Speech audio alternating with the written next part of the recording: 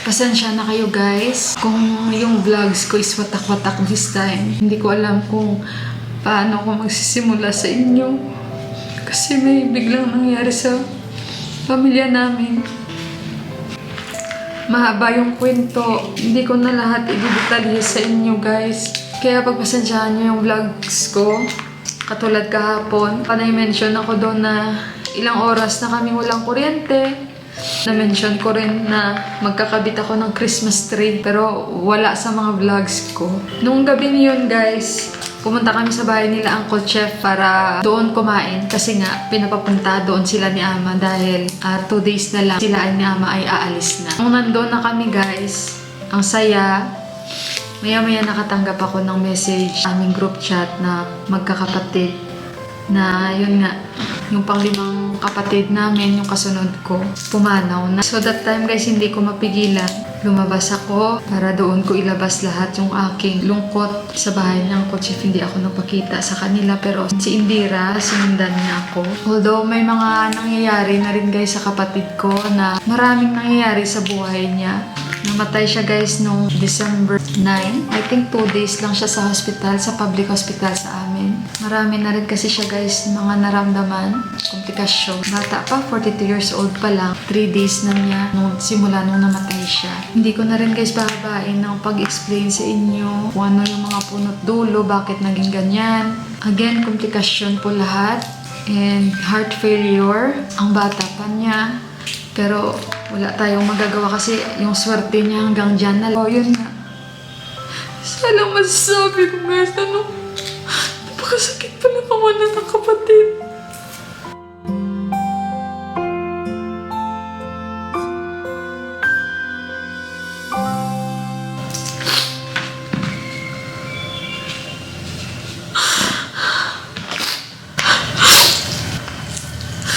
Gusto ko maubos yung luha ko. Sabi ko ayoko i-share to sa inyo.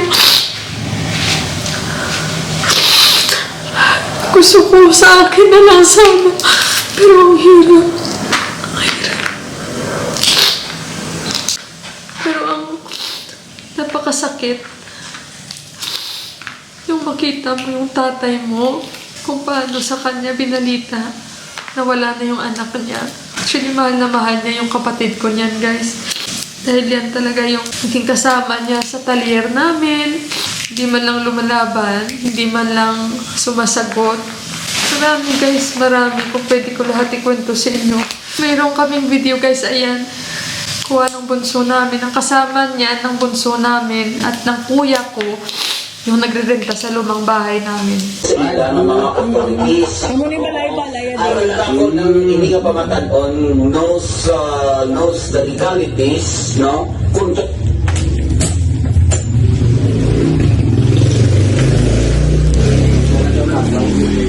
Oh, nga.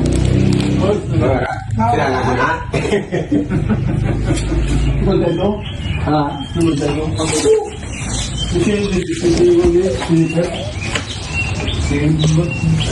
Kasi bayad lang. Gabi na kay Gatuto, pero wait na kasi sa buwa lang.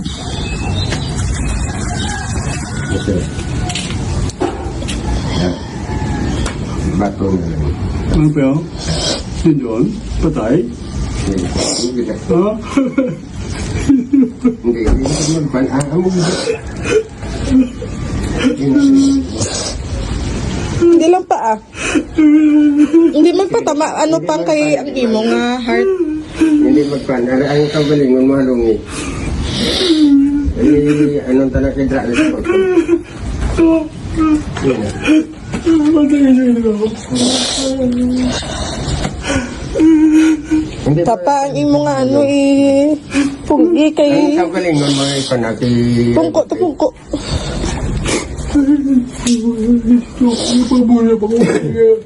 Di lang pa kay budlay na gidman Gana to sa hindi ta na to sa biskan mga kaumpawan sa hindi na sa mabag-o. Muna na aton kwanon. Maantos sa lantos sa. Maka na ba ta kuno siya. Pumuyo ko gabi. Panangin mo ya pagalingon ha. Mungkin ni siling ko ginagaya so mukha ko yan sa upo na nainom kay Sige lang pa. wala na ito. Ito nung tanong. Wala, hindi mo isa ko na po yan. Kino mo, ito ka rin. Eh, bata mo. Ito ka rin. Inaano ko lang na yung may sakong na ligat pero gabi na to tayo. Ikaw mga bali si Mon. Kaya po na si Bimon. Oo. Ito, ito. So, yan yung video guys na hindi pa alam ng papa ko na namatay na yung aking kapatid na lalaki kaya tinatanong. At yung nakapula, yan yung naging kasama ng kapatid namin sa hospital. Parang maliit pa kami, nandyan na talaga siya sa amin hanggang tumanda na siya. Diyan pa rin siya sa pamilya namin. So nagtanong pa niyan ang papa ko sa kanya, bakit nandito kasi nung nagbabantay sa anak ko. Hindi niya guys masabi-sabi, hindi niya alam paano sasabihin. Bago sabihin sa papa ko, nagplano muna kaming magkakapatid. Dahil syempre yung papa ko, may mga naramdaman din, mild stroke, may heart enlargement. Iniisip namin, kalagayan niya bago ito malaman niya since mahal na mahal niya itong anak niya. Hinawakan na siya ng kamay ni nung nani, yung nagre-renta sa amin yan, yung kuya na nakatayo dyan. At doon na sinabi sa kanya na pare, sana matanggap mo ito. At naramdaman na ng papa ko agad ko ano yon. Sabi niya, bakit pre? Si Junjun, kasi Junjun yung pangalan ng kapatid kong lalaki. Sabi niya patay na, sabi naman ni nung nani na si kuya, oo. So doon na guys, sumagulgol yung papa ko at sabi ng kapatid ko pa, yung puso mo, yung BP mo pa. So pinaupo na siya at sabi ng papa ko, kahit ganyan katigas ng ulo, kahit ano pa, mahal na mahal ko yan at pinagdadarasal ko. Yan yung tanging dasal ko, magkaroon kami lahat ng peace of mind na magkakapatid, papa ko.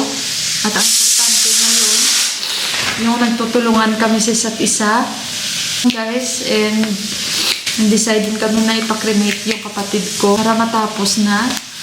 Kasi ang iniisip namin guys, kung ibuburol siya namin, wala kaming panggastos dahil alam nyo naman mas mahal pag namatayan.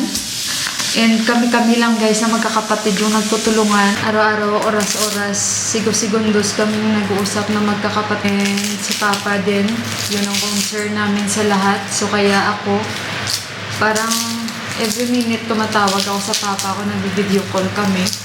Kasi napakasakit guys sa isang magulang na siya pa yung maglilibing sa anak niya. So, ayun, kaya as much as possible pinakausap ko yung papa ko. And nagpapasalamat din ako sa kapatid kong lalaki dahil alam niyo guys, sa kada pamilya hindi perfecto yung relasyon. Sino lang makaka-relate sa akin? Walang perfecto na pamilya. Meron at merong gasgas. Sa katulad namin, hindi kami perfecto. So kaya, madalang nyo ako, maririnig na share ako sa inyo. Kasi ayokong dalhin yung personal ko na buhay, irelasyon ko sa mga kapatid ko. Pero isa lang natutunan namin sa nangyari na ito, na sana makapag-inspire din ako sa inyo. Dahil itong namatay ko ng kapatid guys, sobrang bait. Mali lang talaga yung napili niyang landas, mga kaibigan.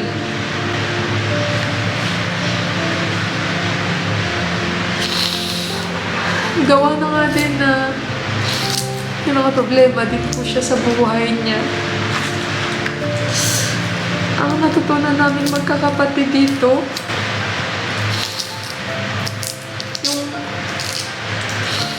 huwag nang magkimkim ng galit sa isa't isa. Yung dapat magpatawaran talaga. Magkakaintindihan. Katulad niyan, inantay pa namin may mawala sa amin. Tsaka namin maramdaman yung sakit na totoo yung sakit. Pag nawalan ka ng kapatid. Kung pwede, magpatawaran, magkakaintindihan. So ngayon, nagpapasalamat ako dahil siya yung nagturo sa amin na huwag magkimkim ng galit. Guys, Life is too short talaga, guys. Hindi namin expect ang ganitong pangyayari. And nagpapasalamat po ako sa taong tumulong sa akin.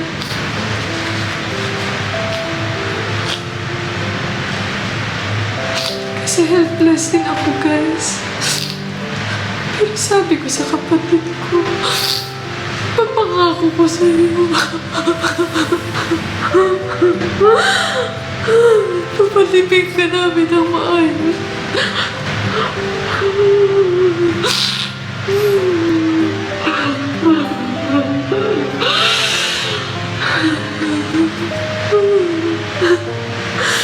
Yan ang mapapangako namin sa iyo kahit wala ako, guys.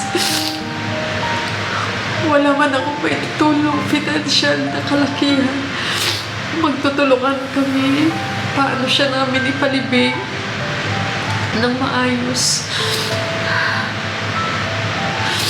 At nagpapasalamat ako sa kay ate.